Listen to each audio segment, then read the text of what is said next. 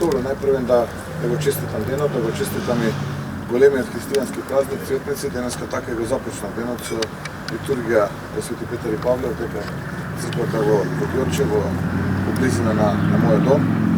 Денеска е практично ден кога граѓаните треба да бидат гласни, треба со ливчето со пенкалото во раката, за да гласачката кутија масовно да излезат и да одлучат еднашка за секогаш да бидат поразени неправдите во Република Македонија, да победи правдата.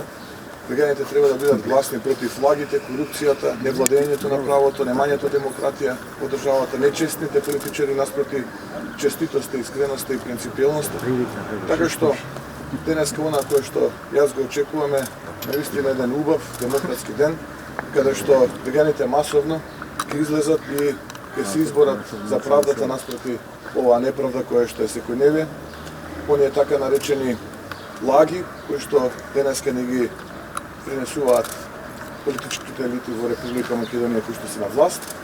Така што, еве, сакувам еден успешен ден, ден во кој што ќе победи демократијата во Република Македонија.